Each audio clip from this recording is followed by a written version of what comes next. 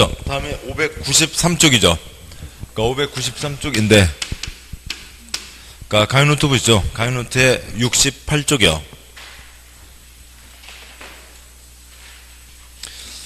그러니까 68쪽에, 그러니까 5-26. 68쪽에 5-26입니다. 그러니까 A가 집장사가 집을 지어서 팔았습니다. 단지를 조성하고요. 그러니까 집을 팔았습니다. 그러니까 그러세요. 같은 평수 100채가 있다고 치죠. 그러니까 B1부터 해서 B100까지가 그러니까 콘크리트와 대지 지분을 같이 샀습니다. 그러니까 똑같은 평수라고 하면 대지 지분이 다 똑같죠. 그러니까 똑같은 습자지 100장. 그러니까 습자지 한 장씩 갖고 있습니다. 자, 그런데 좀 지나서 할아버지가 나타나셨다고요. 어떤 할아버지가 오셔갖고 이 B들한테 당신들 내 땅에서 뭐 하셔? 예? 할아버지 무슨 소리라고요? 아, 내 땅에서 뭐 하시냐고. 할아버지 여기 우리 땅인데요. 왜 당신들 땅이야? 우리가 이렇게 애한테 돈 주고 샀는데요. A가 누구요? 내 땅에서 뭐 하고 있대? 할아버지가 지금 얼마 전에 소송해서 이긴 겁니다. 그러면 지금 누구 잘못이에요? A 잘못이죠. 이 땅 주인이 누구라고요? A, C라고요. 그러니까 그러면은 이 전체 대지 지분에 다 얼룩이 생긴 거죠. 그러니까 그러면은 그러니까 이 할아버지 땅이 크면 그러면 이제 민법에 그 재밌는 관계로 가게 되는 거고, 그다음에 그러니까 땅이 얼마 안 되면 5% 미만이면 아이고 할아버지 기분 나쁘시죠? 저희들도 기분 안 좋아요. 그러니까 할아버지 우리가 돈 드릴 테니까 넘기시죠. 그러니까 이놈들아 나 싫은지 아이고 법에 안 돼. 법에 그렇게 돼 있어요. 넘기세요. 그래서 돈 주고 사드릴 수 있다고요. 누구 잘못이라고요? 집장사 A 잘못이죠. 됐습니다. 이게 전부 다고요. 그러니까 책 보시면 그러니까 책에 593 그러니까 양과 1번 593 내무 6번 양과 1번 그러니까 주택 소유자들은 주택단지 전체 대지에 속하는 일부의 토지에 대한 소유권 이전 등의 말소송 등에 따라 법 규정의 사유검사를 받은 이후에 해당 토지의 소유권을 회복한 자 표시요. 해당 토지의 소유권을 회복한 자 괄호 있는 실소유자 표시요. 실소유자에게 시가 표시요. 시가로 매도할 것을 청구 표시요. 매도할 것을 청구할 수 있다. 매도 청구는 민법 족보니까 합의에 의한 가격이죠. 합의에 의한 가격을 시장가격 시가라고 합니다. 양괄호 2번 매도 청구 소송 주택 소유자들은 대표자 표시요. 대표자를 선정해서 매도 청구에 대한 소송을 제기할 수 있고 그 판결은 주택의 소유자 전체에 대해서 표시요. 주택의 소유자 전체에 대해서 효력이 있다. 이 경우 대표자는 주택 소유자 전체 4분의 3 표시요. 4분의 3 동의를 얻어 선정한다. 먼저 둘째 줄이요. 출판요. 이 땅을 돈 주고 샀습니다. 그럼 여기 지금 얼룩이 생긴 거죠. 얼룩 생긴 걸 돈 주고 사서 다 없앴다고요. 100장에 모두 다 얼룩이 생겼다가 100장에 모두 다 얼룩이 없어진 거지. 어느 건 얼룩 없어지고 어느 집은 남아있고 그런 거 아니라고요. 전체에 대해서 효력이 있고 그냥 무식하게 가자고요. 대표자 몇 글자요? 세 글자 4분의 3 양과 3번 매도 청구 아래는 경우 해당 토지 면적이 해당 주택단지 그러니까 전체 표시요. 전체 면적의 100분의 5 미만 표시요. 100분의 5 미만이어야 할 수 있고 양과 4번 매도 청구 의사 표시는 실소유자가 해당 토지 소유권을 회복한 날부터 2년 이내 표시요. 2년 이내 해당 실소유자에게 송달 표시요. 송달돼야 된다. 도착해야죠. 방과로 5번 지금 누구 잘못이라고요? A 잘못이죠. 그러니까 주택 소유자들은 매도 청구로 인해서 발생한 비용, 표시요. 비용 전부를 사업주체에게 구상, 표시요. 사업주체에게 구상할 수 있습니다. 다음에 594쪽에 있는 세부적인 사항들은 생략하고 다음 넘어와서요. 599쪽에 그러니까 3장 그러니까 주택 공급인데 가위노트 한 장 앞으로 와서요. 66쪽에 5-20 보시죠.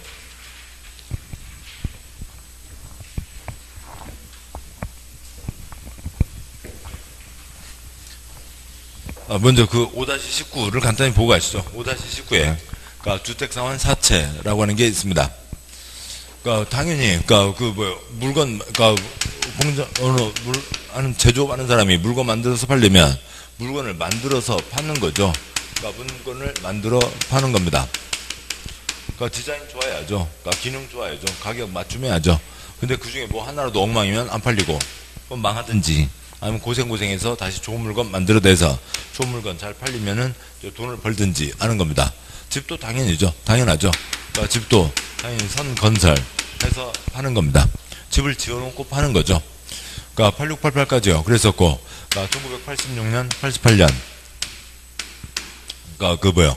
아시안 게임, 올림픽 게임, 8688, 뭐 엄청나게 땅값, 집값 오르게 되고요. 뭐 그다음에 사회적으로, 그러니까 집값 오르고 전세 가격 오르고 월급은 안 오르고 그것 때문에 엄청난 사회적 문제가 있었습니다. 그래서 집을 많이 짓자 200만 채 건설, 일기 신도시가 있었죠. 그래서 뭔가 분당, 일산, 뭐 평동, 중동, 삼본, 뭐 평촌, 그다음에 부산, 금정 등에서요 일기 신도시 사업을 했습니다. 그러니까 신도시 사업을 하는데 그러니까 집장사가 지돈 갖고 집을 지어서 파는 거라고요. 근데 200만 차를 한 번에 지으려니까 돈이 모자랍니다. 그래서 국민들에게 돈을 빌린다고요. 그러니까 국민들에게 돈을 빌리고 국가 돈으로 하기도 한계가 있으니까 집짓는 회사가 그러니까 한국토주택공사, 당시에는 지방공사 거의 없었고요. 그다음에 아파트 건설 회사, 동력사업자가 돈을 빌립니다. 그러면 돈을 빌려주니까 종이딱지를 주죠. 일정 기간 끝나고 나서 사업이 다 끝나고 나서 이분이 종이딱지를 내면 그러니까 뭘 준다고요? 원리금 상환이 아니라 뭐로 갚겠다고요? 주택으로 상환하겠다고요. 회사채이죠. 집짓는 회사채입니다. 줄여서 사채. 그러니까 주택으로 갚는 거죠. 그러니까 주택상환 사채입니다. 그러니까 8688 그렇게 땅값 집값 오르는데 월급은 안 오르고 그래서 전세 가격 때문에 살 수가 없이 쫓겨난 사람들 주택 임대차 보호법 그런 것도 없었고요. 아무튼 뭔가 사회적으로 엄청나게 문제가 됐었죠. 그러니까 87년 그러니까 지금 올해 최저임금이 시급 7,530만 원이죠. 7,530원이죠. 그래서 월급 다 합치면 뭐 110만 원인가요? 뭐 그러니까 평균 노동 110만 원 받습니다. 그러니까 딱 10배 수준에 10배가 좀 안 되네요.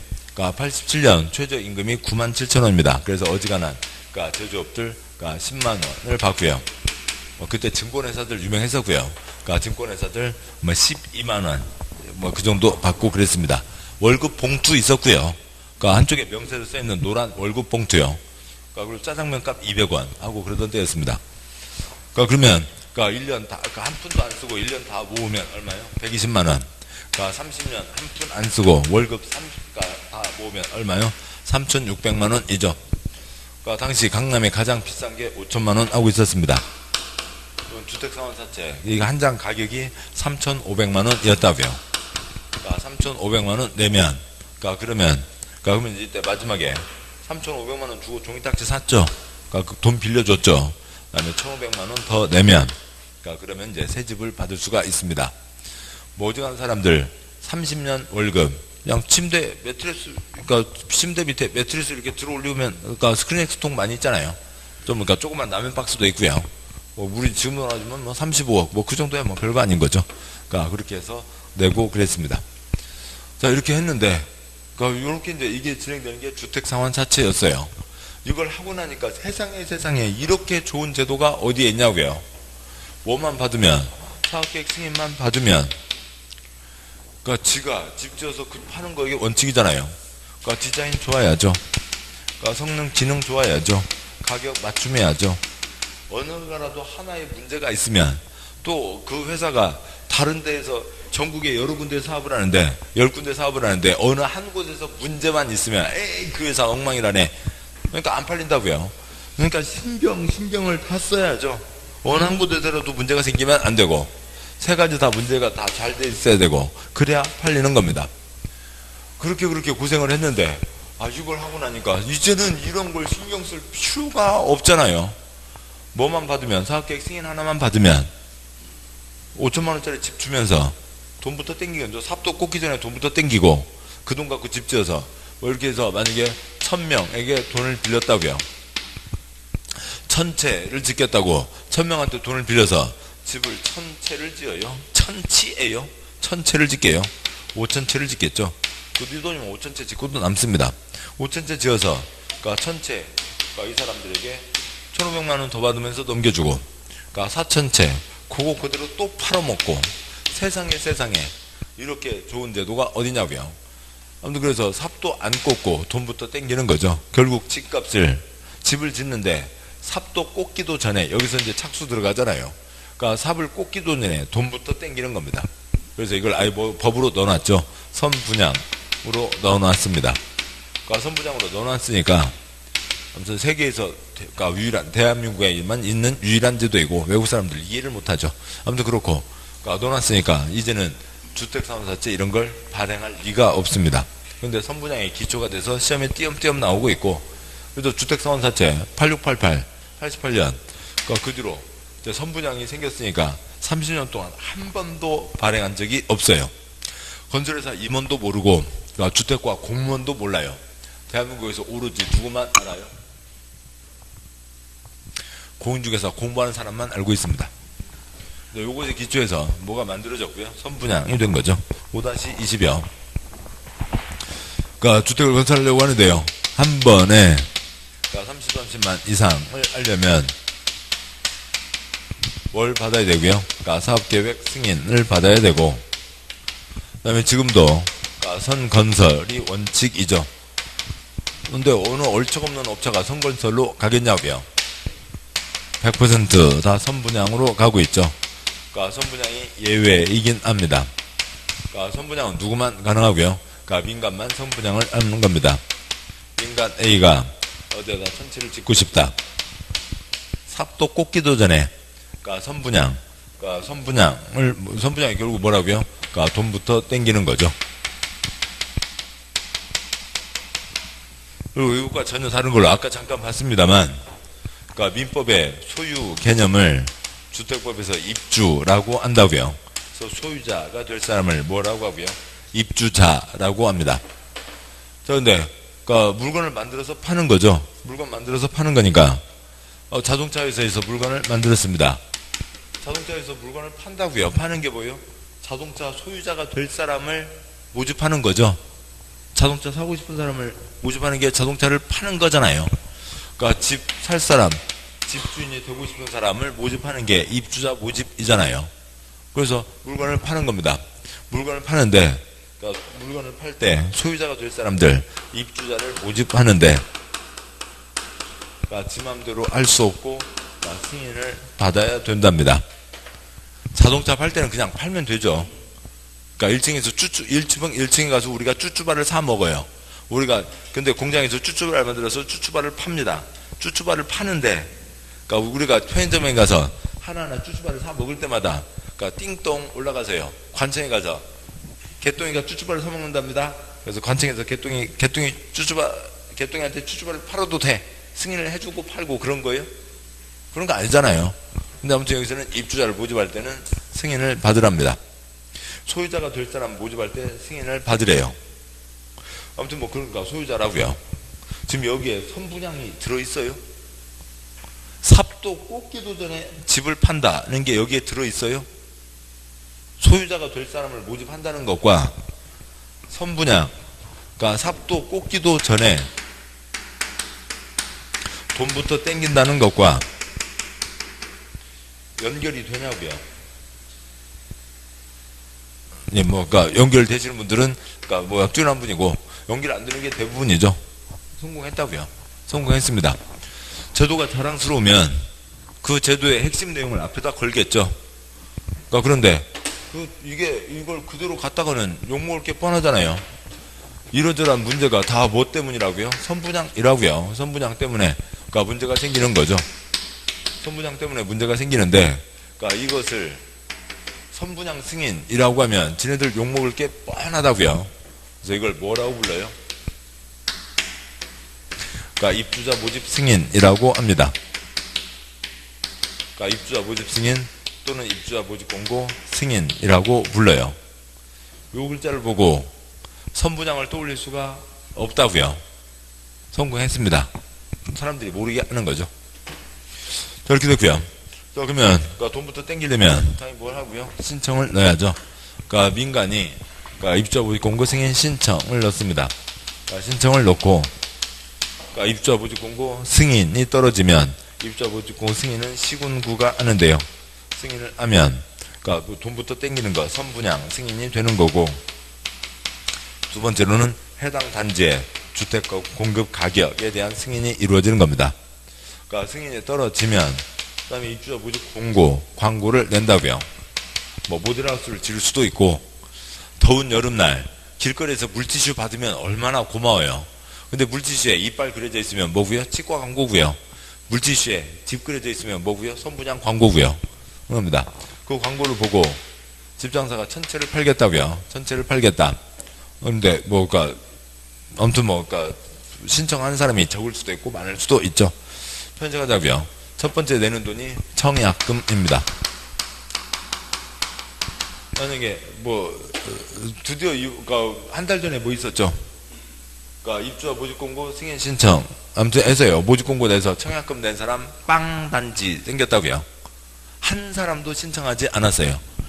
집을 짓겠다고 했는데 1000세대를 짓겠다고 해서 집을 짓겠다고 해서 이제 집을 팔려고 냈는데 한 사람도 신청하지 않았다고요. 그러면 건설회사 첫 집장사 A는 경제적으로 엄청나게 손해를 보나요? 조금 손해죠. 상당히 손해죠. 상당히 손해라고요. 물티슈 2박스는 나갔을 거잖아요. 물티슈 2박스만큼 손해죠. 그거 말고 손해본 거 있어요? 하나도 없다고요. 물건 만들어서 팔면은 그게 엉망이면 박살 나는 거죠. 그 업체는 끝나는 겁니다. 그러니까 그런데 이렇게 돼 있으니까 물티슈 2박스만 있으면 마음대로 어디 가서든 광고 내고 하는 거죠. 그러고 있습니다. 이렇게 이제 청약금 낸 사람들을 뭐라고 하고요? 그러니까 호객님이라고 부르잖아요. 호구 고객님들이요. 아무튼 그래도 청약금을 낸 사람이 2000명이라고 치죠. 이제 우리는 이제 좋은 곳으로 따져보자고요. 좋은 곳에 2000명. 그럼 이제 그중에 1000명을 정하겠죠. 그러니까 추첨도 있고 가점도 있습니다만 추첨, 당첨 사실 통지. 그 다음에 두 번째 돈 갖고 오세요. 그러니까 무슨 돈 내고요? 그러니까 계약금을 내죠. 그러니까 계약금을 내고, 그 다음에 중도금 내고요. 뭐 3번, 4번 나누어 내죠. 마지막 중도금, 도배공사까지 다 끝났습니다. 공사 끝났음에 대한 검사가 뭘 받고요? 사용검사를 받죠. 지금 누구 돈 갖고 집 짓고 있어요?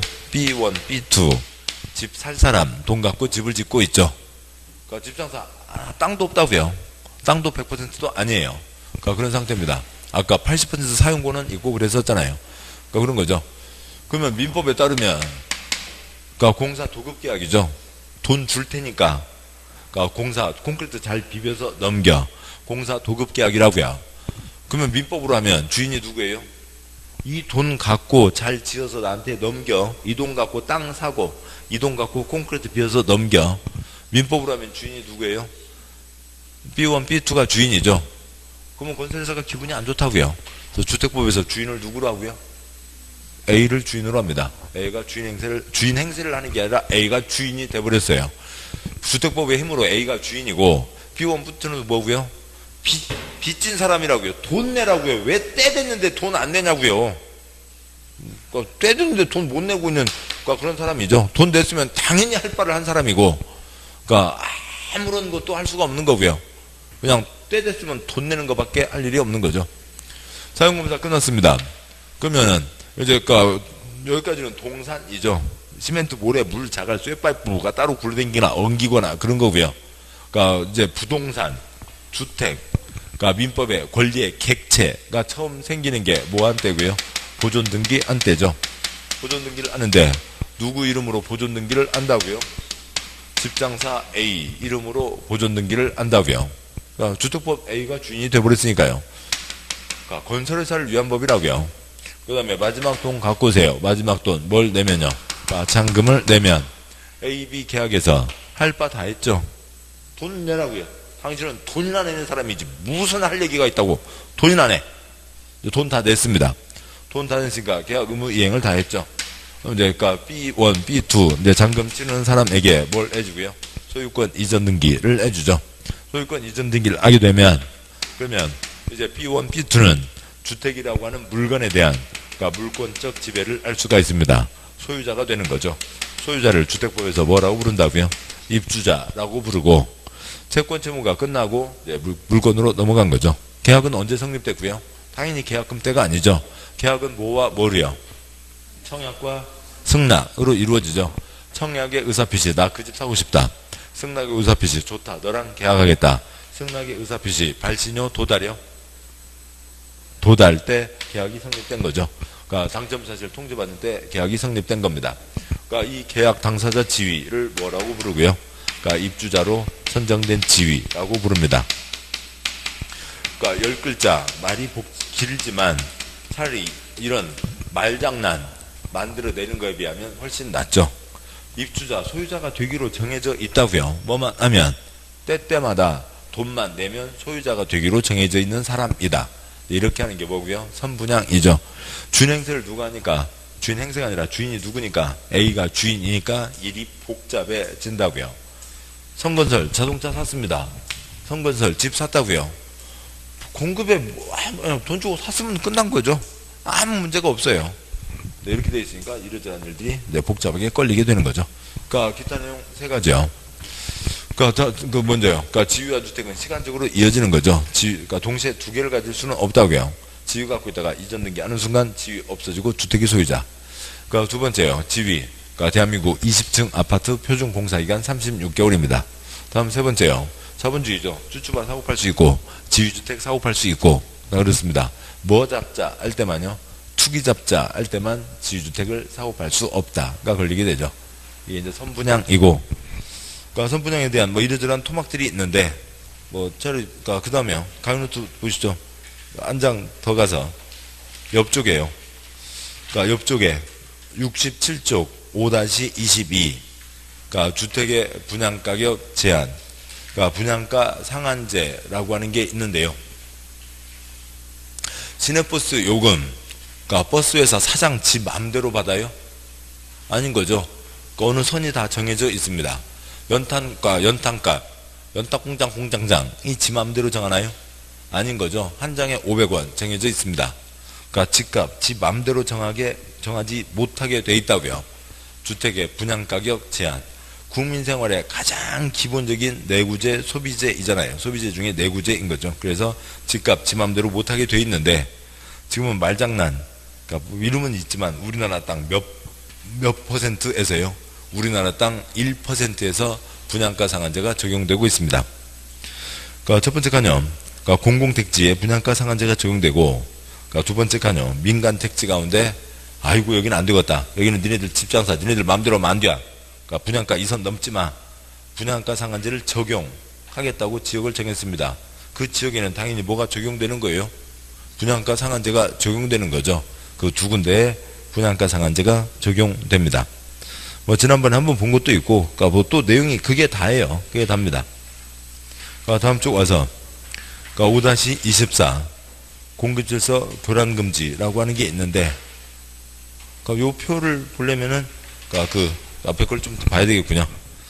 책으로 와서요.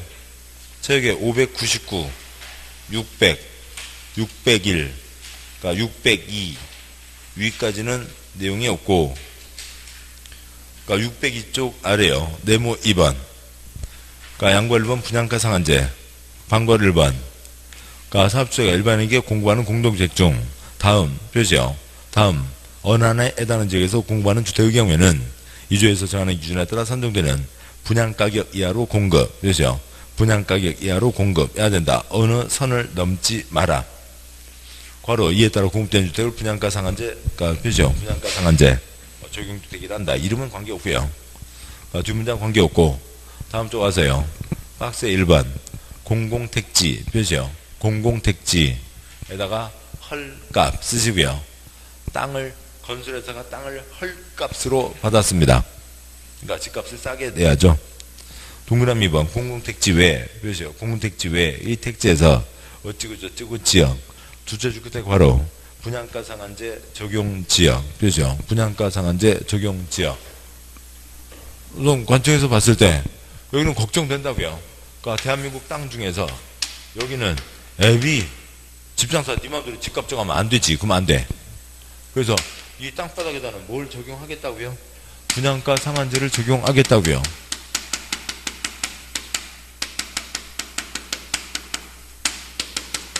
여기에요? 요 빗금 친 곳이에요? 빗금 친 곳이에요. 이 지역에는 뭘 하겠다고요? 분양가 상한제를 적용하겠다고요. 너무 이름이 순수하고 깨끗해갖고 깜짝 놀리기도 하는데, 그러니까 이 공법에서 상한치는 거에 비하면 분양가 상한제를 적용하겠다. 이 지역에는 분양가 상한제를 적용하겠다. 분양가 상한제 적용 지역을 정한 겁니다. 거기에는 당연히 뭐가 적용돼야 돼요? 분양가 상한제가 적용돼야죠. 그 다음에 공공택지는 땅값을 헐값으로 받았다고요.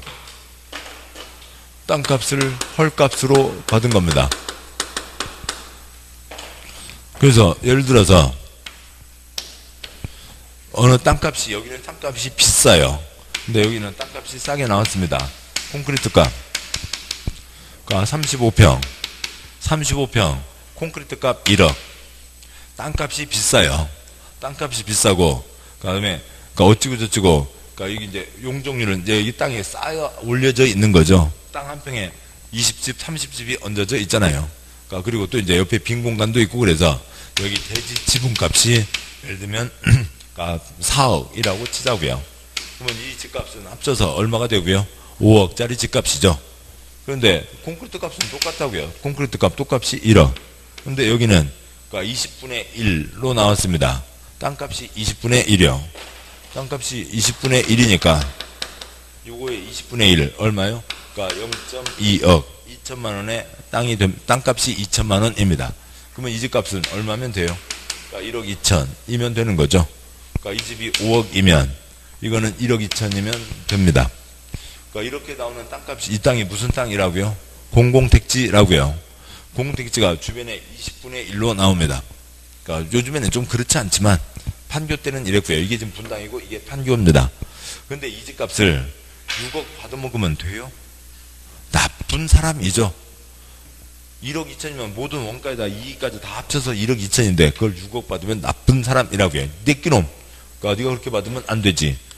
1억 2천 때려도 똑같은 이익 다 돼요. 근데 이제 관청에서는 이 집을 1억 2천에 때리는 게 아니라 한 2억 이렇게 때려서 훨씬 더 이익을 먹게 하는 거죠. 아무튼 땅값이 주변보다 헐값으로 나온 게 공공택지고, 당연히 이 집을 6억 팔게 하면 안 되죠.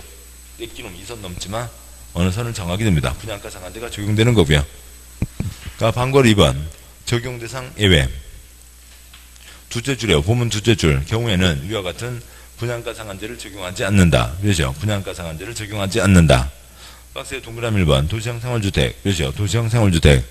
동그라미 2번 어찌고 저찌고 법에 따라 지정고시된 경제자유구역. 그렇죠. 경제자유구역. 동그라미 3번 어찌고에 따라 지정된 관광특구. 그렇죠. 관광특구에서 어찌고 저찌고. 또 줄여서 도경관에는 분양가 상한제를 적용하지 않는다. 도시형 생활주택 막 지어 있는 대로 막 지어. 이것저것 다 풀어줄게. 막 지어. 경제자유구역과 관광특구. 그건 외국인 투자 유치가 초점이죠. 외국인들 이런 거 생소하다고요. 또 아니면 외국인들한테는 그냥 돈 갖고 와. 이것저것. 너희들한테는 규제를 안 할 테니까 돈 갖고 와. 외국인 투자 유치가 초점이죠. 자, 여기까지가 있고 나머지 것들은 관계없고요. 한 장, 2장 분양가 상한제 적용 그 정도고. 저기 607쪽에 내무사 3번 투기관리지구 좀 이따 보시고, 한 장 넘어와서요. 609쪽에 네모 4번 조정 대상 지역이 있는데, 조정 대상 지역 보기 전에 가요노트 하나 보시죠. 가요노트에 67쪽이요. 가요노트에 67쪽 5-21 분양가 상한제 적용 지역과 투기관리지구가 있습니다. 그 가운데까지만요. 먼저 왼쪽 첫째 줄은 양쪽 다 공통이고요. 집값이 펄쩍펄쩍 뛰고 있다고요.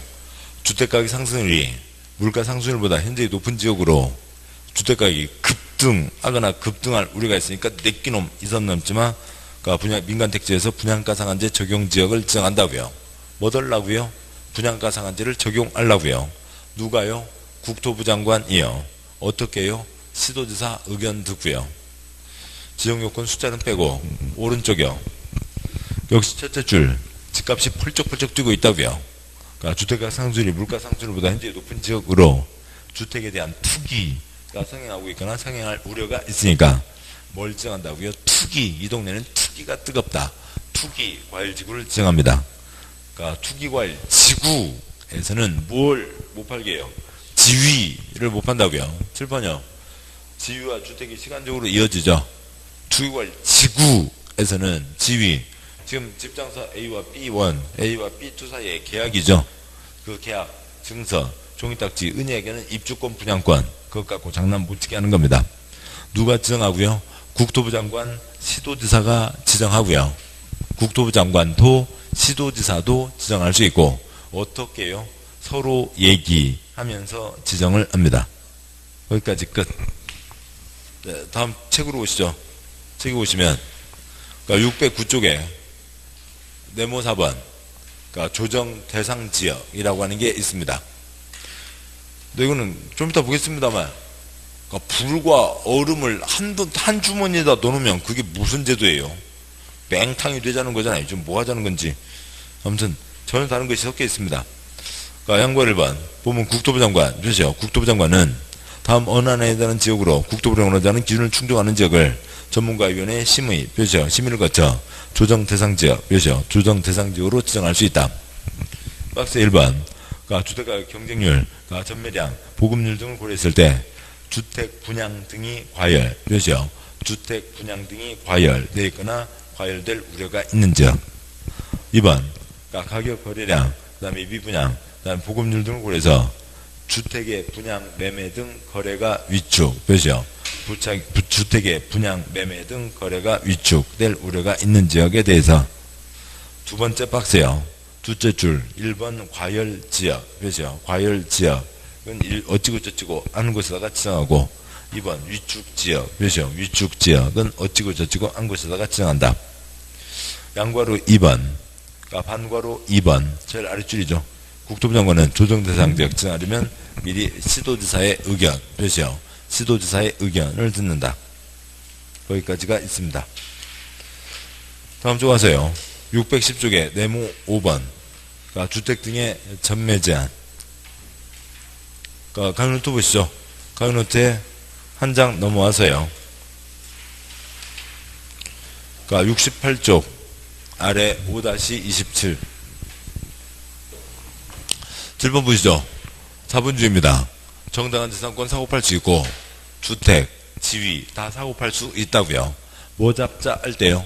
투기 잡자 할 때 지위주택을 사고팔지 못하게 한다. 그거 보실 거 다 합쳐봤자 우리나라 땅 12%.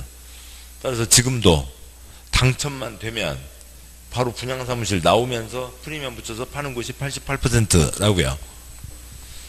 그러니까 그러면 그러니까 좀 규제하는 내용이 그러니까 10년 이내에서 정하는 기간 동안 그러니까 주주택을 전매할 수 없다. 투기과일 지구에서는 뭘요? 지위를 사고팔 수 없고, 그러니까 조정 대상 지역에서도 뭐예요? 지위를 사고팔 수 없고, 분양가 상한제가 공공택지와 적용지역이었죠. 거기서는 그러니까 지위도 주택도 사고팔 수 없고, 그다음에 민간택지의 경우에서도 그러니까 지위도 주택도 사고팔 수 없다라고 하는데 그 10년 이내에서 정하는 기간이 27가지가 있어요. 그러니까 지난 수란에 혹시 쓰셨나요? 30가지라고요? 왔는지 안 썼는지 모르겠네요. 지금 여기 뭐라고 써져 있어요? 31가지 써져 있네요. 그러니까 이건 2달마다 바뀌어요. 그러니까 다음 달에 또 바뀔 거예요. 그러니까 아무튼 요거는 있지만 요거는 2달마다 바뀌어요. 그래서 뭐 이건 뭐 가지수는 초점 아니고 그런 겁니다. 그러면 이게 27, 그냥 책에 써진 대로 가죠. 27가지지 31가지 그거 우리 시험하고 아무 관계도 없는데요. 아무튼 31가지가 있다고 치죠. 31가지가 있는데 별별 경우가 다 있어요.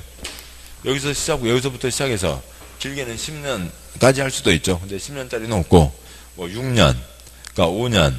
이게 아까 몇 년이라고요? 20층 아파트 표준 공사 기간이 36개월 3년이라고요. 그래서 여기서부터 시작해서 6년, 5년, 4년, 3년과 지위 못 파는 건 거의 비슷한 시기겠죠.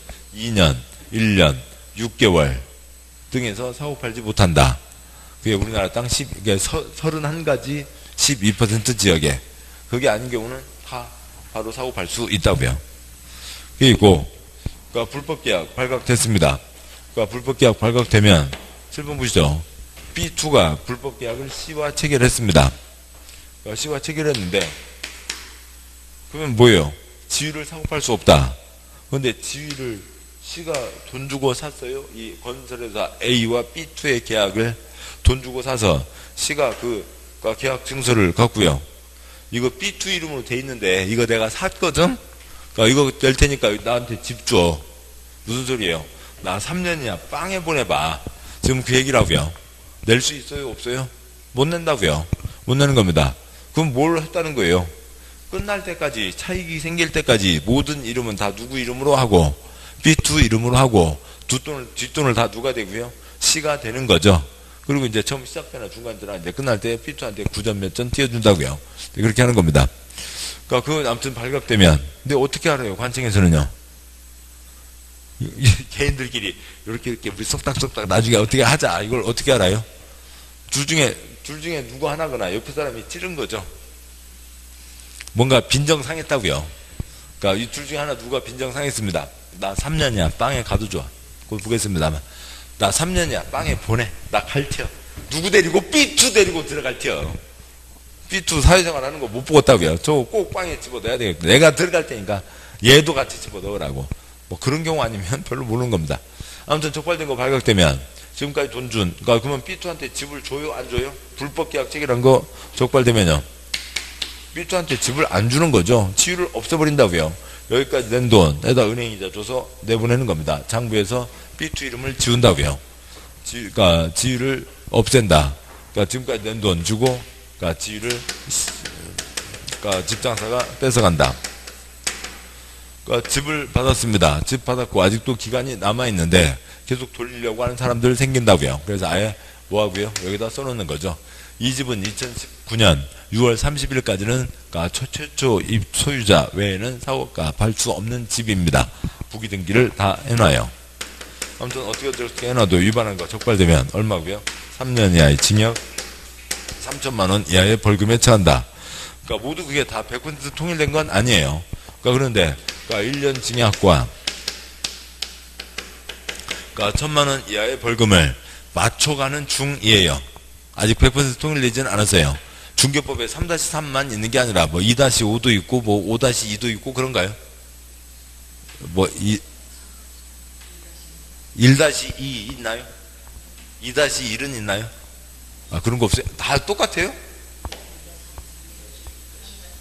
1-1, 2-2, 3-3 요거밖에 없어요? 이건 없고요. 그냥 딱 두 가지예요? 500만 원도 있고요. 그런가요? 예, 아무튼 그렇게 맞춰가는 중입니다. 아닌 경우도 있고요. 공법에도 아닌 경우 있고요. 근데 우리 시험 나오는 건 요거 이렇게 하는 게 대부분입니다. 그러니까 3년이면 얼마일 거고요? 3천만 원 이겠죠. 그런 식이고. 그래서 3년 이하 징역 3천만 원 이하의 벌금에 처한다. 까지가 있습니다. 여기까지고. 책 보시죠. 책 보시면 610쪽이요. 610쪽에 네모 5번, 양괄호 1번, 사업주가 건설공급하는 주택, 표시요, 주택, 또는 주택에 입주하신 데는 지위, 표시요, 지위로서 다음은 각 어느 하나에 해당하는 경우에는 초장 10년 이내, 표시요, 10년 이내 보험에서 대통령으로 자는 기간이 지나기 전에는 주택 지위를 전매, 표시요, 전매. 근데 괄호요, 전매란 매매징역, 그 밖에 권리변동을 수반하는 모든 행위를 포함하되 상소의 경우는 제외, 표시요, 상소의 경우는 제외. 상속은 투기가 아니죠. 애고애고 슬픈 일이고. 전매, 괄호 넘어서 하거나 이의 전매를 알선할 수 없다. 표시요, 없다. 두 문장 빼고 동그라미 1번 투기괄지구, 표시요, 투기괄지구에서 건설공급되는 주택에 입주된 지위, 표시요, 지위. 2번 조정대상지역, 표시요, 조정대상지역에서 공급되는 주택에 입주된 지위, 표시요, 지위. 다만 어찌고 저찌고 붙어있고 모르고 그런 관계없고요. 다음 쪽에 동그라미 3번 분양가 상한제, 표시요, 분양가 상한제 적용 주택, 표시요, 주택 및 주택에 입주된 지위, 표시요, 지위. 그러니까 이쪽은 이걸 더 넘어서 규제하기도 하겠다는 거죠. 그것도 역시 어찌고 있고. 4번 공택지 외, 표시요, 공택지 외 택지에서 건설공급되는 주택, 표시요, 주택 또는 주택에 입주된 지위, 표시요, 지위 등에 대해서 10년 이내에서 정하는 기간 사고 팔지 못하게 한다. 양괄호 2번 전매 제한 기간에 1번에 가는 나중에 보셔도 되고 2번, 3번 다음 쪽 가서 4번 등등이 있습니다. 예를 들면 612쪽 그런 거 출제하는 지네들은 외울까요? 못 외우죠. 예, 신경 쓸 필요 없고요. 그 다음 쪽 와서요. 양괄호 3번. 613쪽 양괄호 3번. 자, 이 기간 안에 걸려는 있는데, 그러니까 그러니까 착한, 그러니까 B3 뭐 100%는 아니지만, 그러니까 현금화 시켜서, 그러니까 이 단지를 떠날 수 있게 해주자라고 하는 겁니다. 그러면 현금화 시켜서 이 단지를 떠날 수 있게 하려면 이 B3에게 사는 사람 D는 새 집을 받을 수 있어야 되죠. 그러니까 지위와 그러니까 주택을 받을 수 있어야 그러니까 이걸 살 수가 있겠죠. 지금 B3가 갖고 있는 건 뭐예요? 지위나 주택을 갖고 있을 거라고요. 그러니까 지위나 주택을 갖고 있을 건데, 뭐 가장 쉬운 예로요. 브라질 이민 가게 됐다고요. 브라질 이민 가게 됐는데 이 건설회사 A하고 계약증서 갖고 브라질 가면 브라질 정부에서 집 줘요? 아니죠. 그러니까 현금화 시켜서 그 돈 갖고 브라질 갈 수 있죠. 그럴 수 있습니다. 그러니까 주택을 갖고 있는데, 그러니까 주택을 전매 제한 기간입니다. 팔 수 없는 기간이라고요. 그러면 주택을 그대로 들고 배낭에다 넣어서 브라질 가요? 그럴 수는 없잖아요. 현금화 시킬 수 있다고요. 근데 지위는 어떻게 현금화 시키냐면, 그러니까 B3가 여기에서 포기하면 되죠. 나 브라질 가게 됐습니다. 나 집 안 받을라요. 하면은 A와 B3의 계약, 장부에서 그러니까 B3 이름을 없애고 그 다음에 돈 주면 되는 거죠. 그래서 포기하고 그 다음에 그런 게 한 10개가 모이면은 후순위 예비 당첨자에게 쪼르륵 연락해서 받으실라요? 연락을 하게 된다고요. 주택이요. 그러니까 지금 그러니까 이 집을 사서 지금 그러니까 뭐 예를 들면 5억에 샀습니다. 그러니까 5억에 사서 지금 뭐 은행 이자 합쳐봤자 한 6억이라고요. 그러니까 그런데 지금 시세 가격이 한 11억 한다고 치죠. 이거 팔면은 5억 떨어집니다. 근데 지금 전매 제한 기간이라 팔 수가 없다고요. 근데 어디 가면 팔 수 있다고요? 브라질로 가면, 이 사람이 브라질로 떠나면 팔 수 있죠. 5억 현찰 떨어져요. 브라질 가실래요? 안 가실래요? 가야죠. 모잠비크, 세네갈, 콩고, 부룬디 어디라도 갈 겁니다. 그러니까 그런 사람들 갈 수 있으니까 이 집은 누구한테만 넘기고 가라고요? 공사에게만 넘기고 가라고요. 시장에서 돌리면 또 투기판 벌어지니까 공사에게만 넘기고 갈 수 있습니다. 양괄호 3번이요. 양괄호 613쪽 아래 양괄호 3번. 전매제한의 특례.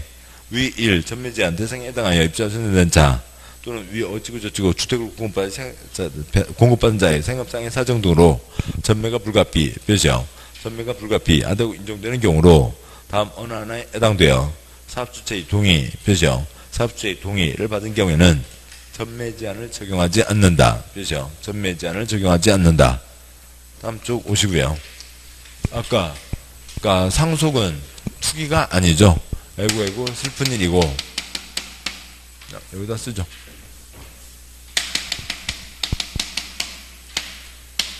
그다음에 이렇게 할 수 있는 경우요.